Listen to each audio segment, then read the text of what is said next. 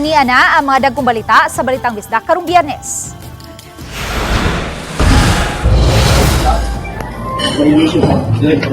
Radio commentator nga mudagan pagkamayor sa Talisay City sikop sa entrapment operation.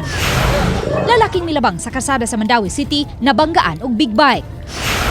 Pangan sa acting city director sa Lapu-Lapu City Police gigamit sa pagpangilad. Ug rank 1 sa 2024 Nurses Licensure Exam nalangkat sa tinunan sa Subo. Kini ang GMA Regional TV Balitang Bisdak. Maayong hapon, ako si Luan Merondina.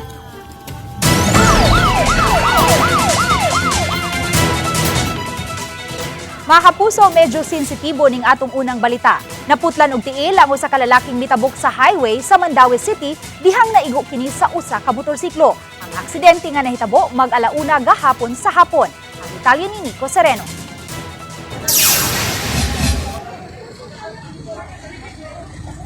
Daling gitabang sa mga tao ug mga rescue personnel kining lalaking nadumbulan sa Maydan MC Briones, Basak, Mandawi City. Babantayang nagpingit sa kasakit ang biktima nga naputlan sa tuong tiil gumikan sa grabing impact. Patabok unta sa busy nga highway ang 38 anyos nga biktima apan wa damha nga maigo sa usa ka big bike nga padung sa direksyon sa south. Paingon unta ang maong lalaki sa iyang asawa nga nagtrabaho sa atbang nga bahin kay nagdala unta og paniudto. Naigo jud ang mismo ang front na wheel mo jud may impact naigo jud sa iyang sa right foot moto nga kusog na sa ni siya nga big bike ang gigamit sa ato ang driver 1,000cc siya.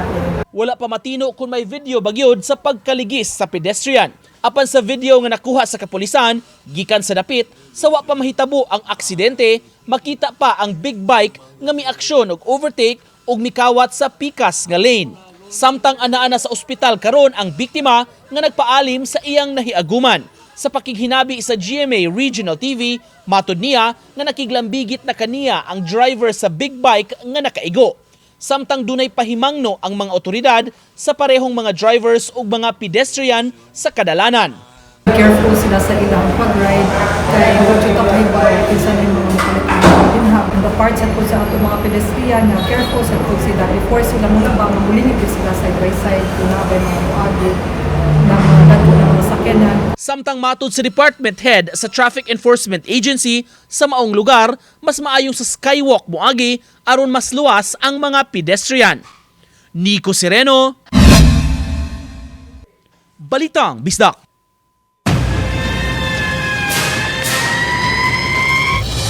Gibanabanang sa 60 ka mga panimay ang naugdaw sa sunog nga miulbo sa Barangay Kansuhong, Dakbayan sa Talisay kaganihang buntag.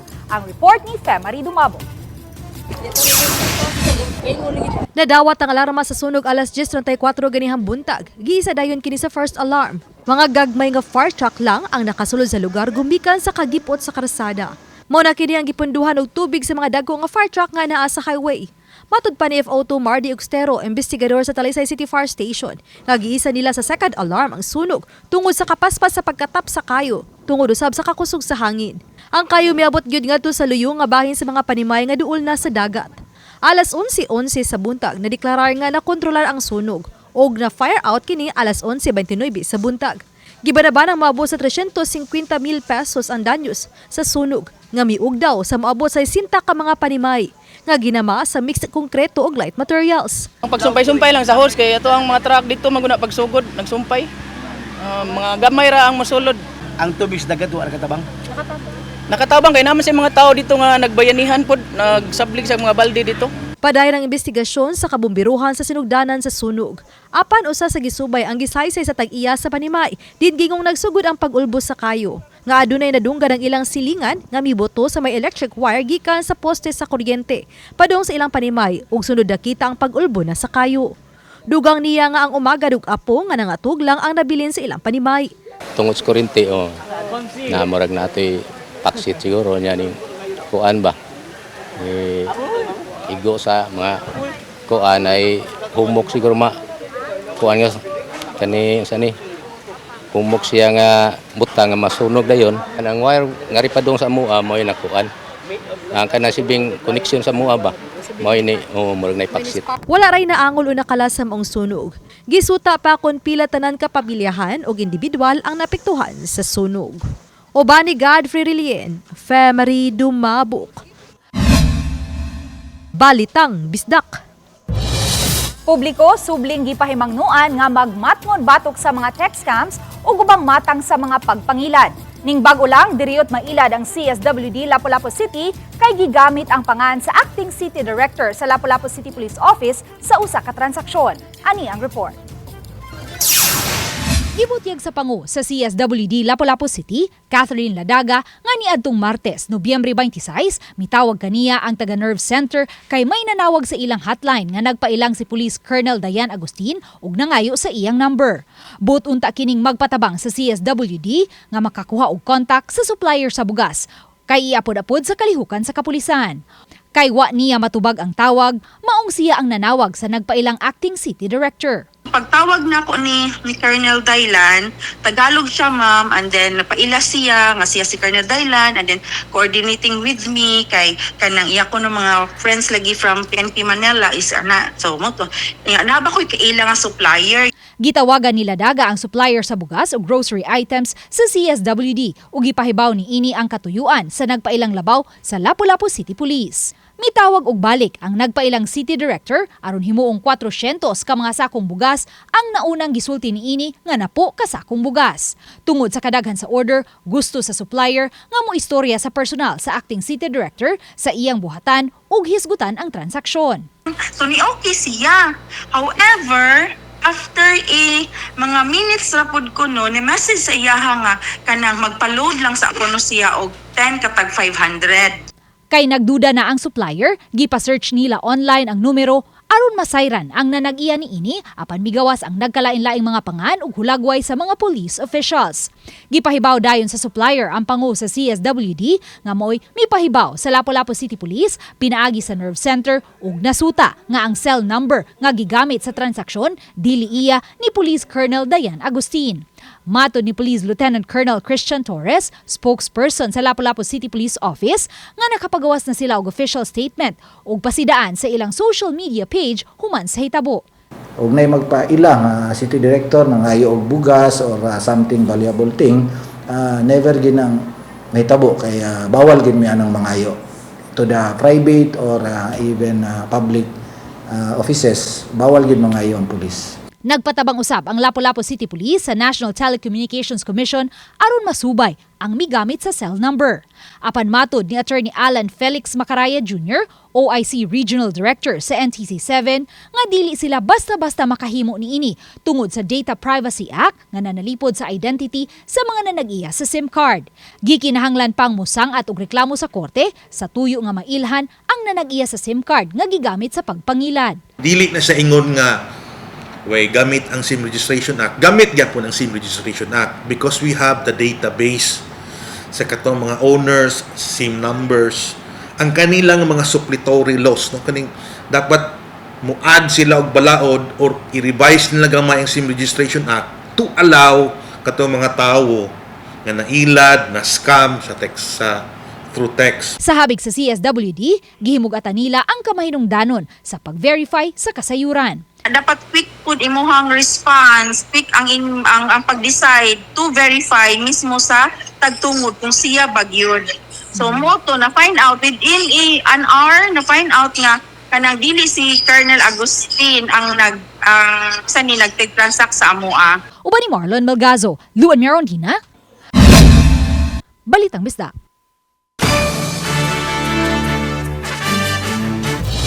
Rank 1 sa bago lang natapos nga Philippine Nurses Licensure Examination nakuha sa produkto sa Cebu Normal University kon CNU. Samtang laing 8 pa ka mga tinunan sa CNU na sudusab sa top 10. Sayra nato ang detalye ni ini sa report ni Alan Domingo. Huwag kabutangan sa kalipay sa mga top-notchers ng mga graduates sa Cebu Normal University. Ilabi na si Charmy Canyasares, tagalungsod sa Balamban, Cebu, nga wa magdahom nga mag-rank 1 sa Nurses Licensure Exam. Dili lisod alang kaniya nga makabot ang iyang damgo kaysa sinugdanan pa lang nangandam na siya alang niini. Nagdako siya nga usa ka achiever ug wa sa iyang kaugalingon nga magligoy-ligoy sa pagtungha. Inay iyang gipili ang daan aron makabot ang excellence sa natad sa nursing. Migraduate si Chari May nga magna cum laude sa CNU ug nag-rank 1 sa PNLE nga adunay 92.60 passing rate. I feel really content. Right now, I feel really blessed, but I haven't really processed everything yet, so that's all I can say. Blessed. Matod ni Chari May nga duha karon iyahang gipilian, una ang iyahang pangandoy nga motrabaho isip usa ka nurse o ang ikaduha mopadayon sa pagtungha sa medisina. My plan right now is to, as I mentioned kanina, I have two options, to proceed to medicine and to either practice. So, Samtang ang magkanunayon og ang pagkaseryoso sa pagtuon mauyawi aron magkabot ang ilang damgo ni Mark Emmanuel Esteliore, 4th placer, Jaime Luis Basilia Avillana, 5th placer, Lisa May Culyamar Sala, 6th placer, Larnie Jane Asibo Durango, 7th placer, May Jean Bartido Rosalita, 8th placer, Mary Angelique Jory Tabasa, 8th placer gihapon, Roy Justine Hirani Irandio, 9th placer, og Jeremiah Paul Kapampangan o Rita, 10th placer. Dako ang pasalamat sa mga normalized top-notchers sa ilang mga mentors o sa institusyon mismo og labaw sa tanan sa ilahang pamilya sa kalampusan nga ilang naangkon. Always aim for the top, but focus on where you are right now. Be present at the moment. 8 ka tuig ang nakalabay una na angkon sa CNU ang number 1 spot ug nagpabilin sila sa 100% passing rate. Nanaad sila nga padayonon ang paghatag sa dekalidad nga edukasyon aron magpabilin nilang mahuptan ang academic excellence. After 8 years, we're back. In 2016, we had number 1, and now we have another number 1. The coordination between the students, the parents, and the faculty members, I think is what makes them feel nga they are at home. Samtang hatagan og cash incentives ang mga top-notchers. Kauban si Clover Lumayag, ako si Alan Domingo. Balitag Bisdak.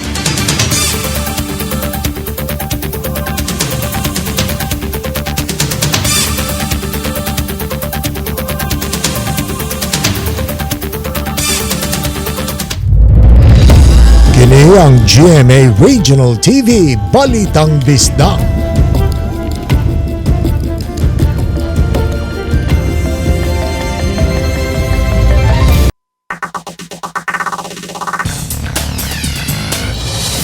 Mga motorsiklo nga nagbeating the red light ug mga nikalit lang og change lane mo isagad hinungdan sa disgrasya sa Cebu South Coastal Road habig sa Talisay City. Duha niini nahuli kam. Ang report ni Femari Dumabo. Sa miaging Nobyembre 11, makita sa CCTV nga ga-stoplight ang pa-left turn. Apan kining nagmotorsiklo nga ga-blue og sweatshirt, may left turn gyud. Daw nakipagpatintero sa mga motorsiklo nga mitabok nga gikan sa Cebu City padung sa Southern Cebu. Tungod diini, nadasmagan sa laing motorsiklo ang naka-blue nga motorista. Samtang niadtong Nobyembre 21, kining motorista nga nagsubay sa middle lane, mikalit lang og change lane, paingon sa inner lane aron unta maka-left turn. Misangpot kini sa pagdasmag sa laing motorsiklo nga nagsubay sa inner lane. Pasabot ni Joy tumulak nga sad-an ang motorsiklo nga bikalit lang og change lane ug ang motorsiklo nga ni left turn bisan pa kung stoplight. Gikan sa January up to November ni tali na ta og halos 2,400 ka mga disgrasya. So mo average pud ta og mga 8 ngadto sa 10 ka disgrasya kada adlaw. So ang kini gidaghanon sa mga disgrasya nato is mas daghan ang na-involve nga mga motor. Pahimang nun itumulak sa mga motorista nga ning Christmas season, dubli amping sila, ilabi na nga mas daghan ang mga sakyanan sa kadalanan. Malinawon, hapsay, malipayon ang atong Pasko, di ginato kalimtan nga magplano kita sa ato ang paglakaw. Ilabi na gyud og moadto ka sa usa ka syudad nga grabe kayo ang volume sa mga sakyanan. Uban ni Godfrey Rilien, Femari Dumabok. Balitang Bisdak.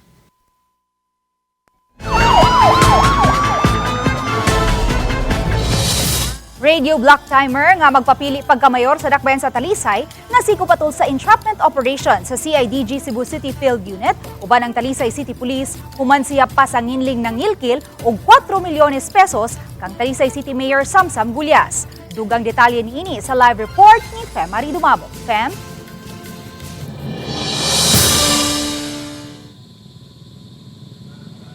Yes, may pasanggil itali sa City Mayor Samsam Gulyas nga makadagang higayong may kontak kaniya ang maong radio block timer aron sa pagpangilkil. Nagsugod kini sa 500,000 pesos hangtod nga miabot sa 4 milyones pesos. Isip matud pa bugti sa pagwedro sa kandidatura niini isip kaatbang sa pagkakandidato sa pagkamayor ni Gulyas sa sunod tuig nga eleksyon. Pasado alas 2 gahapon sa hapon, suzaw sa ka-coffee shop sa Barangay Lawaando sa Dakbayan sa Talisay. Gidakop ang 44 anyos nga si Roger Simafranca. Si Simafranca mo kandidato pagkamayor sa Talisay City at bang ni Gulyas sa piniliay sa sunod tuig. Lakip sa gisikop ang kauban niining 37 anyos nga radio block timer usab. Matod pa napugo si Gulyas pagdangop sa otoridad tungod kay nahasol na siya sa gihimo ni Simafranca nga kanunay magpadaog mensahe kaniya aron mangayo og kwarta. Bugti sa pagsibog niya sa kandidatura sa pagkamayor sa Dakbayan sa Talisay. Matod sa mayor nga dili siya gusto nga binuangan ang electoral process. Pag-ingon niya ganahan siya mo withdraw for 4 million, gipateksan na lang nako sa lain na number. Then naabot sa punto nagka-conversation sila, nagka-meet gyud sila. First gipangutan sa akong staff, ikaw niya ang ni-text ni mayor na nangay 4 million. Ingon siya, yes, that's me. Then murag niingon din ako ang tao na digit na mo bayad si mayor kay di na to binuangan ang proseso sa eleksyon kaya ang tao may magbuot di man kita. So niingon siya na dagan kay siya gipang himo na mga issues. At the end of the day niya na siya okay ra ko 2 million lang. So medyo napuno ko, I made a complaint. Atol sa entrapment operation kagahapon, gisukipan og 10,000 pesos nga tinuod nga salapi ang budol money nga gisud sa green envelope nga maoy gitunol ug gidawat ni Simafranca. Sa iyang pagdawat diha nagisikop ang gireklamong radio block timer. Apan gihimakak kini ni Simafranca. Gibalik niya ang pasangil kang Gulyas nga maoy nitanyag kaniya og salapi bugti sa pag-withdraw sa iyang kandidatura. Pag-withdraw ka, pabayo na lang sir. Ako ginan ko nga, ako na pipulgano, di kaduha. Kung sabak ko nga kanang magbabayad ko, sama ra nga ipakuwawan niya, pakuwawan na akong pamilya. Karuha, number 1, wala mo siya nga nga, napag-record ng warta ko, aman. May kadungog mo nga ng warta ko, wala.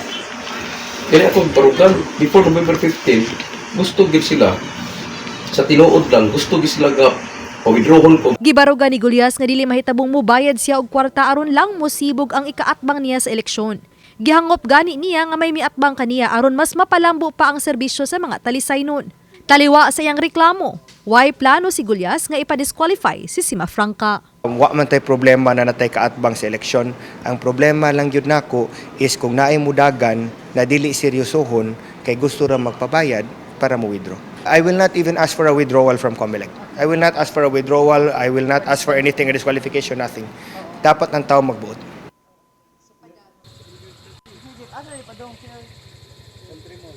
May gikatakdang ipasaka ang kasong robbery extortion batok kang Simafranca og sa kauban niini karong Lunes. May daghang salamat, Fem Marie Dumabo.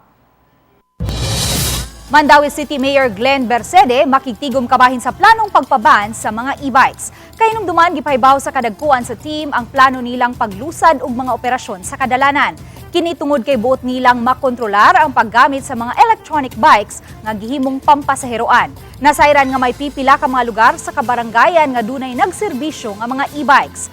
Matud sa labaw sa team, gilikayan nilang mudaghan pa ang mga e-bikes nga wala marehistro o kasagaran sa mga drivers, wala pay lisensya. Sa iyang bahin, ang mayor nagpakisayod sab kabahin sa mga baruganan bahin sa isyu. Mao nga magpatawag siya og tigom kabahin ini aron hisgutan ang plano sa dakbayan sa pagpaban sa mga e-bikes. Further study una na i-review na to kay og mudaghan na gud na buuban ng na naman ang start manapak naan barangay Upaw og mo sunod ang ubang barangay labi nag ang barangay niya nga nasa sentro na daduol dire sa team traffic enforcement na to. I-allow ba na to na o i-allow ba na to kung dili kaya wabiyan na sila mga kuwantingali mga rehistro. Kini ang GMA Regional TV Balitang Bisdak.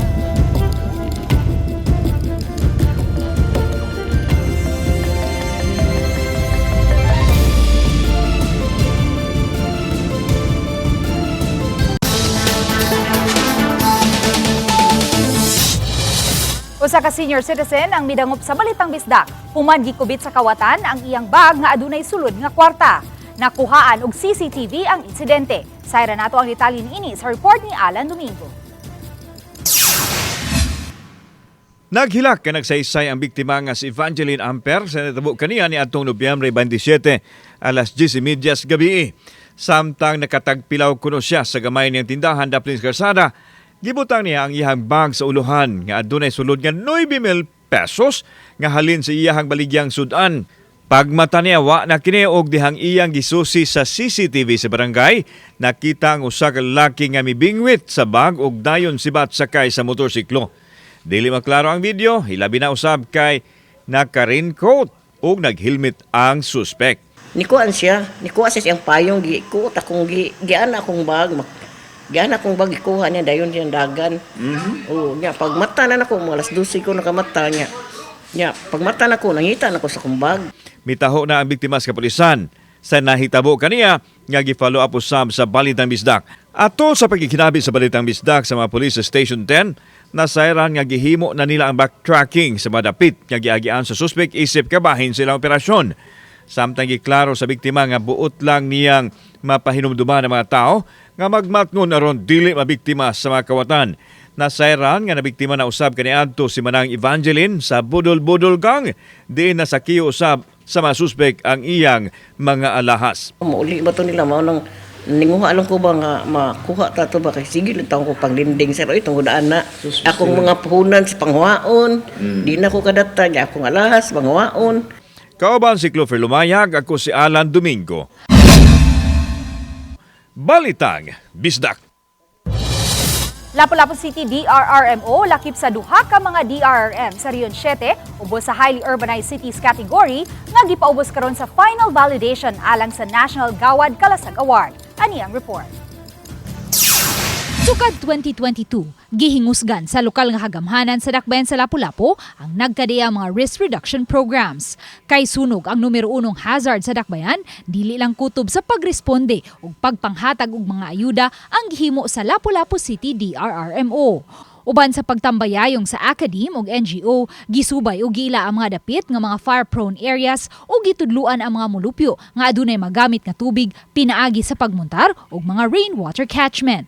May rental subsidy usab ang DRRM Lapu-Lapu City alang sa mga nasunugan aron may magamit silang salapi, pag-abang ug panimay inay mupuyo sa mga tunghaan isip evacuation center. Ug kay risgo usab sa bagyo ug storm surge ang dakbayan, regular ang pagmuntar sa DRRM ug mga stocks sa mga relief goods sa matag isla aron maapod-apod gilayon sa mga apektadong pamilya.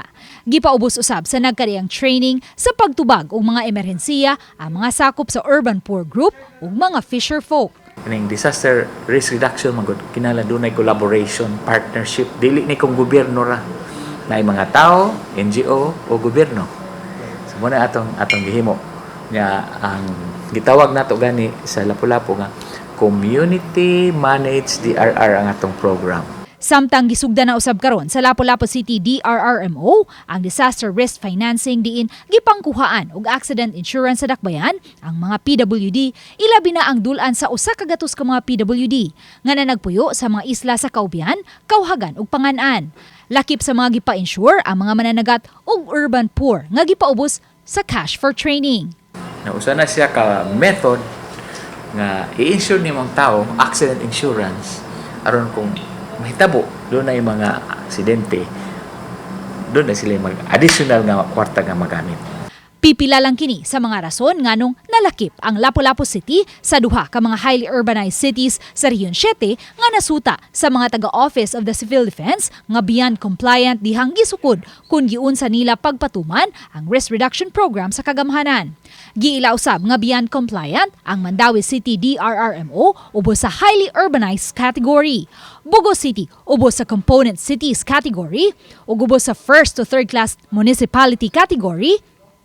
nalakip ang Mabinay sa Negros Oriental. Samtang sa 4th to 6th class municipalities category ang Madridejo Cebu ug San Miguel Bohol. Because they have the highest scores among LGU sa ato ang region, and they will become finalists for the national awarding. Uban ni Marlon Malgazo, Luan Merondina, Balitang Bisdak. Hapit na mahuman ang katukuran sa higanting Christmas tree ug mga dekorasyon sa Mandawi City Hall ug Heritage Plaza. Gikatakdang pasug-an na kini karong Domingo sa gabi. Ang report ni Nico Sereno. Busy na kaayo og pinaspasay ang pagtrabaho sa Christmas tree display sa Mandawi City. Full force ang mga personnel sa Department of General Services aron mahuman ang trabahoon. Gibanaban ang mga 95% na nga natapos ang ilang pagtrabaho ug mga finishing touches na lang ang kuwang.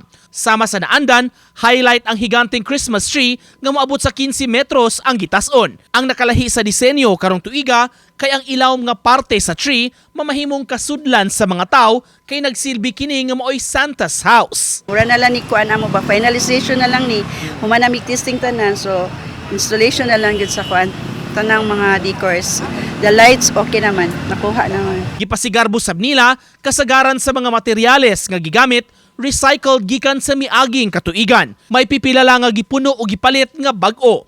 Karong tuiga, Christmas Village theme ang buot nilang ipakita. Mura siya balay kay butang mo bintana, so mo na siya in a way mura siya kanang a village within the Christmas tree.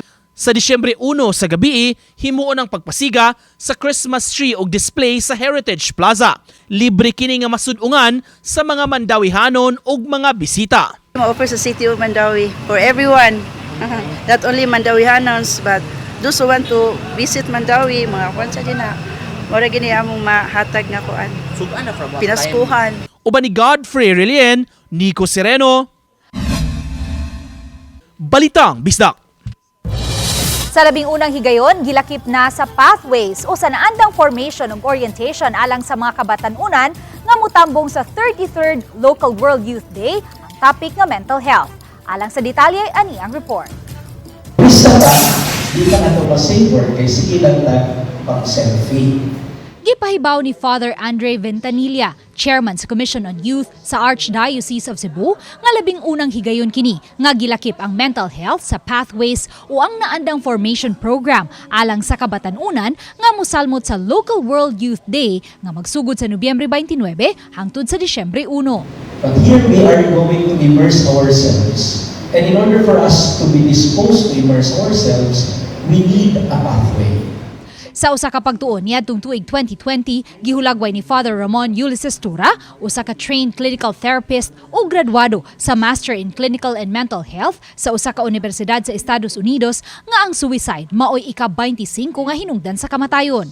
Pipila sa hinungdan sa suicide mao ang bullying. Laing hinungdan mo ang teenage pregnancy, diin ang gisabak ipakuha nga mosangpot sa komplikasyon ug sa kamatayon. When you do it yourself, DIY, dili matarong, may infections, and then they say she did it thrice. Very sad. Si Tura, nga nadistino sa San Carlos Seminary College, isip professor sa seminaryo, mihulagway usab sa drug abuse nga usa sa mga suliran karon sa kabatanunan. Sa laing pagtuon sa gawas sa nasod nga gipasugdahan sa usa ka neuroscientist nga gihulagway nga usa ka breakthrough findings nga naghulagway sa kaimportante sa pag-ampo aron makalingkawas gikan sa grabing kaguol. Sa pagtuon, ang pag-ampo ug pagpamalandong sa usa ka tawo sulod sa 12 minutos makatabang kaayo aron pagpalambo sa pagdawat sa uban ug sa pagmenos sa mga negatibo nga mga pagbati. Sa ingon nga paagi, midugang si Tura molambo ang mental health sa matag usa. Engaging in 12 minutes of personal reflection and prayer each day makes a profound impact on our brain. Samtang matod sa usa ka Archdiocesan Youth Coordinator nga ang realidad sa kinabuhi sa tao nga sa panahon sa kasub-anan mamahimo nilang masangpit ang kahitasan aron makapadayon sila sa paglaom sa kinabuhi. Father Tura stresses on the realities of life gyud kanang unsay mga nahitabo about suicide and all, but it boils down that at the end of the day ang ato ag yung main person to go on if feeling mo dili na okay, it's him above, Jesus. uban ni Clans Gabutin ug Cleofer Lumayag, Luan Mirondina, Balitang Bisdak. Mga Technical Vocation Education Training o TVET stakeholders sa Visayas ug Mindanao nagtagbo sa Sugbo ning simanaha. Uban nila ang kadagkuan sa Technical Education and Skills Development Authority Contesda. Ilang gituki ang kabag-uhan sa mga training nga ihatag sa ilang mga scholars sa pag-integrate sa bagong teknolohiya ug artificial intelligence kun AI. Ang 23rd Human Resource and Skills Development Conference gisalmutan sa 500 ka mga sakop sa Mindanao Technical Vocational Education Association o TVET trainers ug mga pangu sa mga institutions gikan sa Sugbo ug pipila ka bahin sa Central Visayas. Ang tema sa mong conference, Race for the Future of TVET, Resilience, Adaptability, Creativity ug Engagement. Atol sa mong conference, gipakita ang mga invention ug mga output sa mga eskwelahan na nagtanyag og TVET. Matod ni TESDA Director General Jose Francisco Kiko Benitez, nga dili kapugngan ang pagsud sa AI sa mga trabaho, di lang dinhi sa nasod apan sa tibuok kalibutan. Hinungdan nga iandam na usab ang mga trainings nga AI integrated na. So what we need to make sure to do as training our human resource development agencies, right, or institutions, is to make sure that our workforce is ready and capable to withstand that shift. Dito tawag nila resilience and adaptability. Pahimangno sa Bureau of Internal Revenue kun BIR sa mga negosyante nga magtarong sa pagbayad sa obligasyon sa buhis aron dili maproblema. Sama na lang niining usa ka negosyante ug kananan nga gipadlakan ang ilang bodega nga nahimutang sa barangay Subang Dako, Mandawi City ug ang ilang kananan sa Mabolo, Dakbayan sa Sugbo. Gipatuman ang closure order human nasuta sa BIR ang mga kalapasan niini sa pagbayad og buhis, giingong mihimo og tax under declaration nga gipagawas sa negosyante nga gamay ra ang income aron makalikay sa pagbayad sa tinuod nga buluhisan. Apan nasakpan sila sa BIR human sa subsub nga pagpaniid nga gihimo sa ilang mga personnel. Nasayran nga multi-million pesos ang nawagtang sa panudlanan sa kagamhanan tungod sa pag-underdeclare sa mga negosyante sa ilang kita. Gihimugatan sa BIR official ni Canor San Juan nga gihatagan nila og due process ang negosyante sa pagpatimaw sa ilang habig apan napakyas hinungdan nga ilang gipasiradan. Mamahimong ablihan og balik ang negosyo kung makabayad na sa ilang obligasyon. Apan kung magbagahi, mag-atubang na sila og kaso. Ini-encourage namin yung na magdeklara ng tama kasi malaking tulong sa gobyerno yung binabayad yung buwis. Babalik yun sa mga tao, yung program? Yung sa na yan, babalik sa tao. May IRA yung mga local government na nakukuha sa BIR kung mataas ang binabayaran yung tax. Isip kabahin sa pagtapos sa pagsaulog sa Children's Month sa Dakbayan sa Talisay, pipila ka mga bata sa tanang 22 ka mga barangay ang mitambong sa Children's Summit. Sa kalihukan, gipahibaw sila sa ilang katungod ug ang importante nilang tahas aron pag-umol sa maayong ugma sa katilingban. Matod ni Talisay City Mayor Samsam Gulyas nga sila sa kagamhanan dili lang naghatag sa mga gikinahanglan apan lakip na ang pagsiguro nga anaa sila sa luwas ug maamumahon ug child-friendly nga lugar. Sud na sa 20 ka tuig nga matag tuig makadawat og award ang Talisay City Government nga Child-Friendly City. Gitapos ang kasaulugan karong hapon sa City of Talisay halad sa kabataan, din mohatag og report si Samsam sa nabuhat sa kagamhanan alang sa kabataan. Gahapon nagkadayang talento usab ang gipakita sa mga daycare pupils nga nalagidad og 3 ug 4 anyos. We always concentrate on the 4 rights of children: the right to protection, the right to survival, the right to development, and the right to participation. And that is where ang akong children's report based on every year.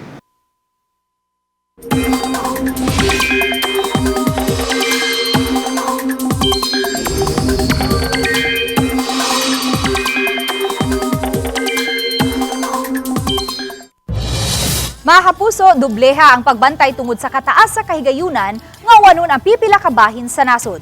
Tungod gihapon kini sa amihan, shear line ug Intertropical Convergence Zone o ITZZ. Subay sa kasayuran gikan sa Metro Weather, adunay kahigayunan nga wanon ang pipila ka bahin sa Sugbo, Bohol, lakip na ang Samar ug Leyte provinces. Posible usab nga wanon ang nahabiling bahin sa nasod tungod sa mga localized thunderstorms. Kami ang GMA Regional TV Balitang Bisdak, kinatibuk ang puwersa alang sa masa komisyon ug mas halapad nga pag-alagad sa nasod. 26 kaadlaw na lang, Pasko na. Maayong hapon mga kapuso ug happy weekend.